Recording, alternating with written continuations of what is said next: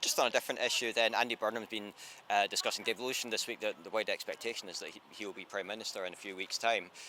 Do you think, given his commitments to devolution, he could be someone that you can work with, you can have a good working relationship as a First Minister? I will always endeavour to work constructively with a UK Prime Minister. I gave that commitment when Keir Starmer was elected, and I fulfilled that, and I will give that commitment again should Andy Burnham become the Prime Minister, because I want to have good constructive working relationships to improve the lives of the people in Scotland. But Andy Burnham's got to turn his rhetoric into reality, and he's spent years telling us that Whitehall doesn't work, that Westminster is broken, and that means he's got to devolve more powers to the Scottish Parliament. And in that respect, I'll be a willing partner in making sure that's the case.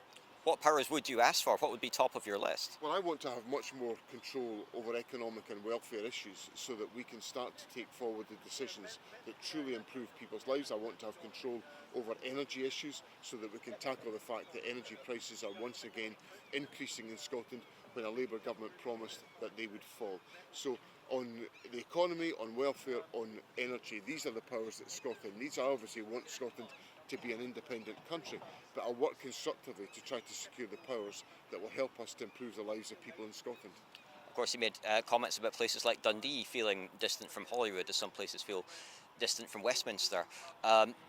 Do you agree with him in principle there, that some places may need further powers?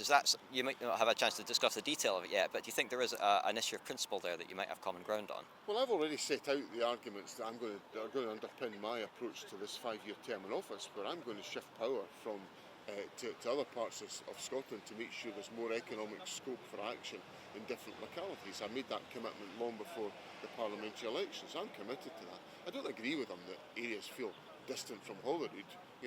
Dundee, the City of Dundee just re-elected SNP members of the Scottish Parliament, and the Labour Party got terrible results in the City of Dundee. So I don't really think Andy Burnham's in a strong position to lecture me about all of these questions. So I think rather than offering us these polemics, if Andy Burnham's going to become the Prime Minister, he should have a substantive discussion with me and the Scottish Government about how we empower and strengthen the powers of the Scottish Parliament, and I'll be a willing partner in doing that. On that topic then, if he was to propose something like elected mayoralties for Scottish regions, perhaps even one for here in Glasgow, is that something you'd be open to discussions on? No, I don't agree with it. I don't agree with the elected mayoral proposition. I don't agree with it.